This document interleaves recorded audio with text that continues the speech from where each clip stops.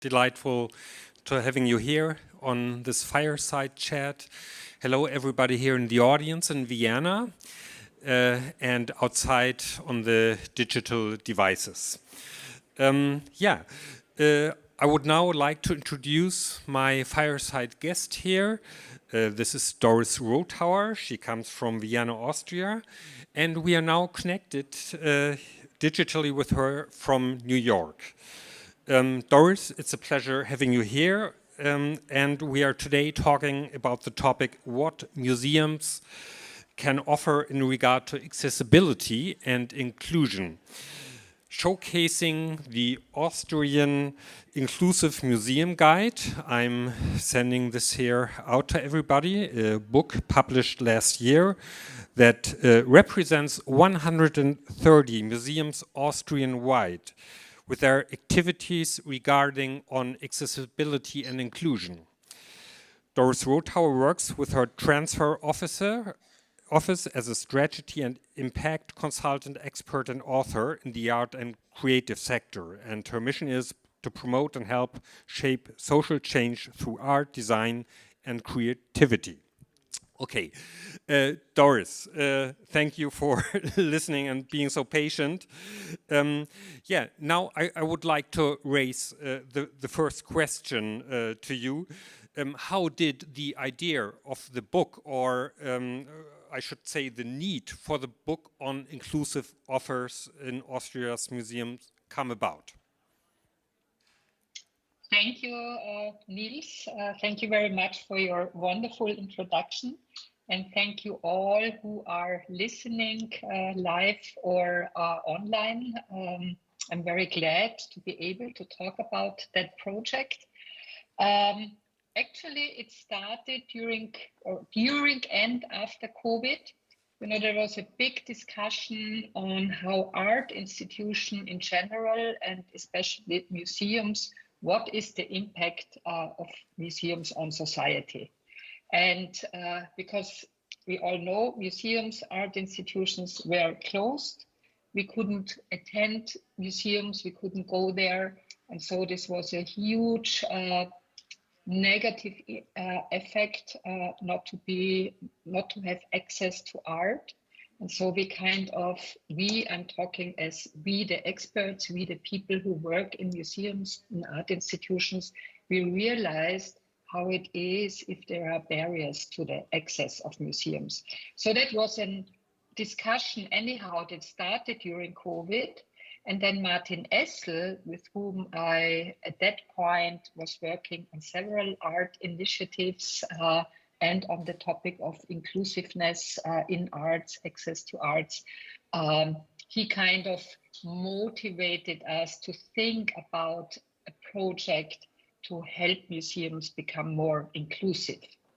And then we realized by talking to museums, and when I say we, this was mainly a discussion between me and ICOM Austria. ICOM Austria is the Museum Association. It's an international huge organization, and each country has its own representatives. So with ICOM Austria, who are one of my main partners in my work, by talking to the member museums, we realized that museums do offer a lot in regard to accessibility and inclusiveness, but it's just not known. It's not broadly, widely communicated. And this was the idea. This is where we said, okay, it's not about raising awareness among the museums, what to do or the need of being inclusive. It's more about helping them to communicate it. And so we started that project. Okay, so in short term, to get the visitors together connected with the museums, that they can use their offers and services accessible way. So what does accessibility actually mean in museums? What target groups do you see when it comes to inclusion in museums? We looked at, also this was part of a cooperation with a lot of experts including you, Nils. I remember I approached you to give us feedback. We created an online survey, an online formula where museums could fill in their data. And to create that formula, we also were asking ourselves that question, what does it mean? And so we realized there are three main areas for the topic of accessibility and inclusion. One is the physical accessibility into the museum.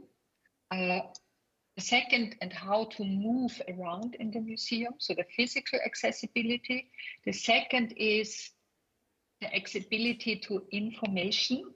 Let's say, for example, tactile descriptions or easy language, information texts in easy language, or audio guides.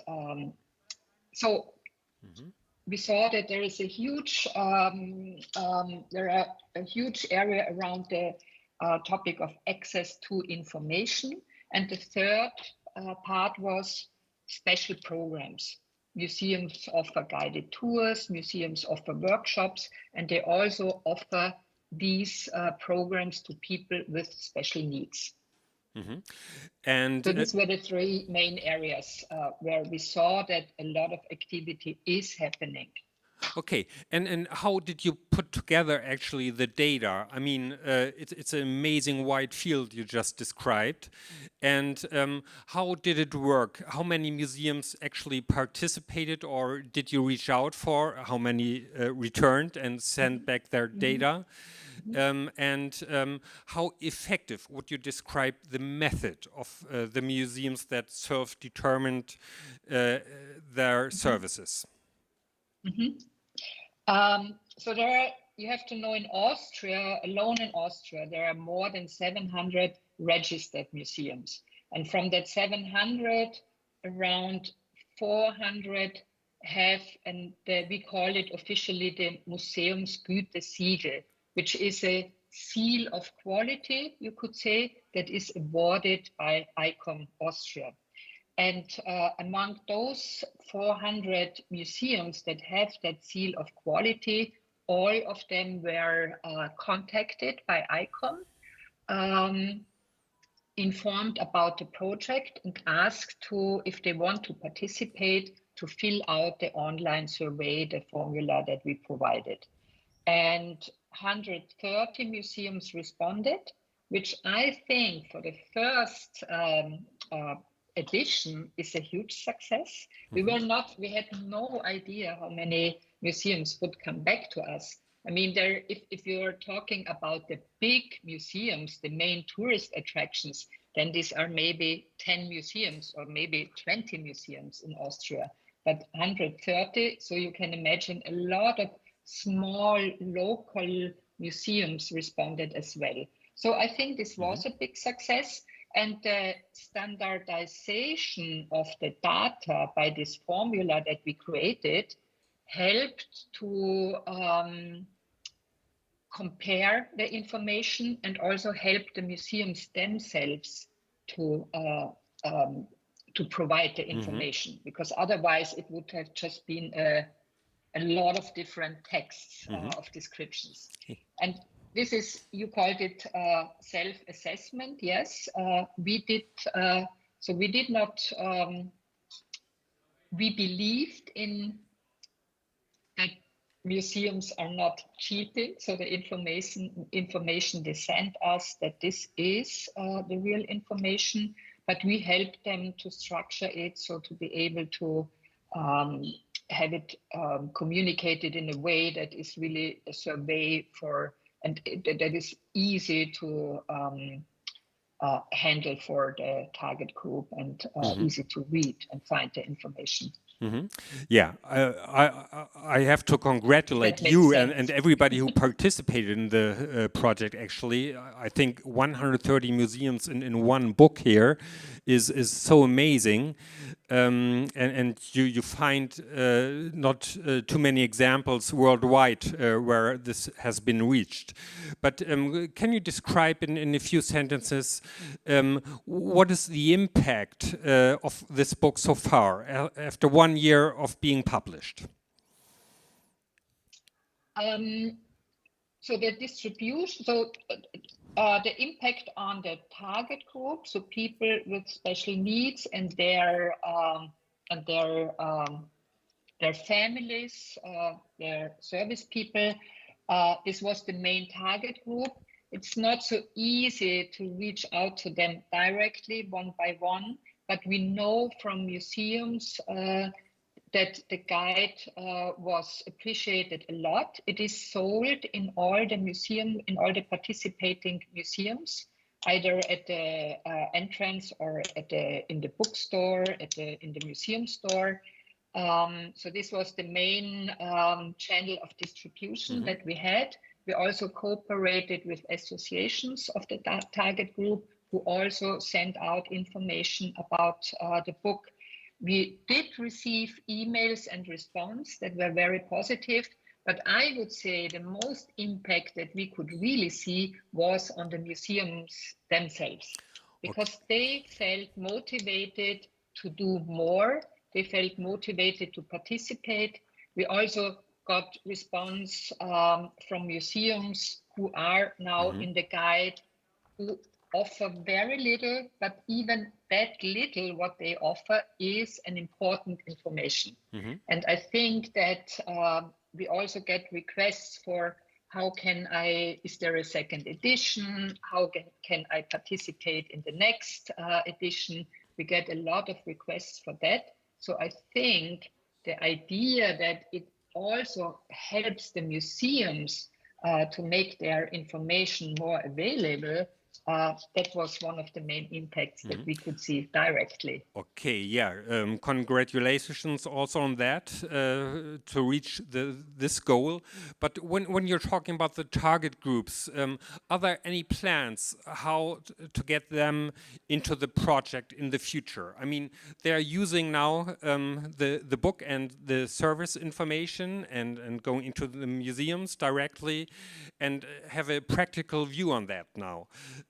Are there any methods or ideas how to get these valuable, precious experiences in future editions? I think this is the main challenge we have to deal now.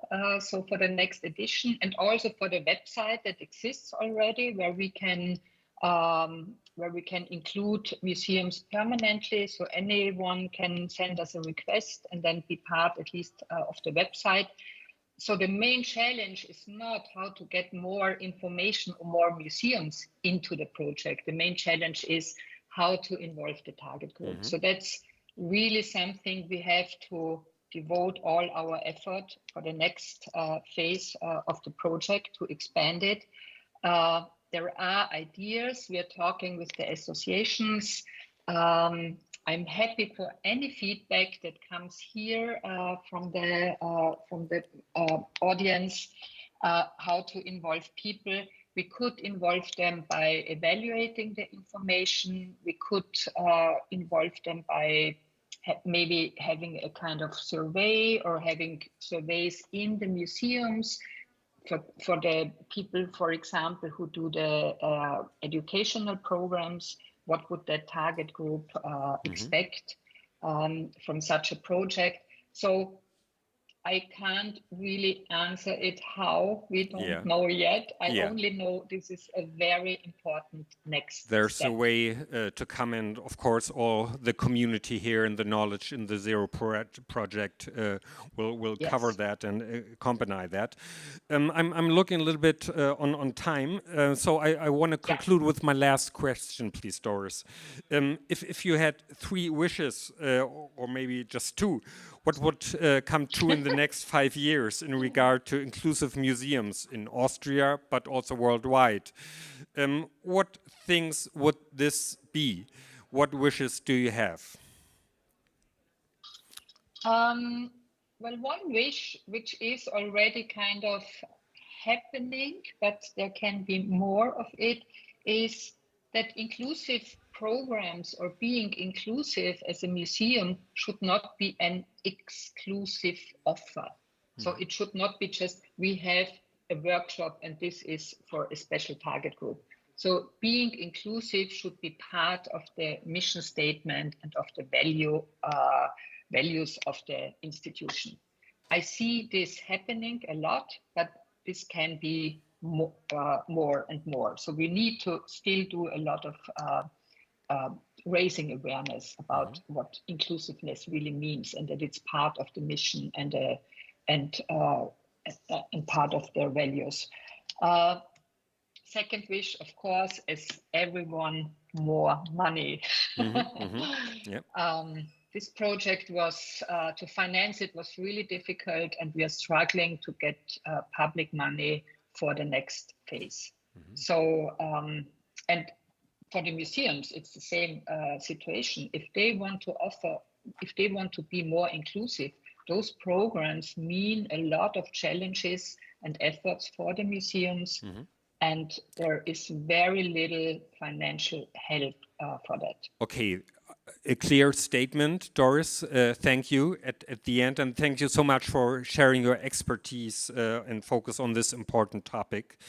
That in the future, museums and visitors come together and face no barriers. Yeah, zero barriers. Okay, thank you again, and everybody in the audience and worldwide looking here on this fireside chat. And see you soon, Doris. Bye-bye. Thank you very much for having me here. Bye-bye to everyone. Bye-bye.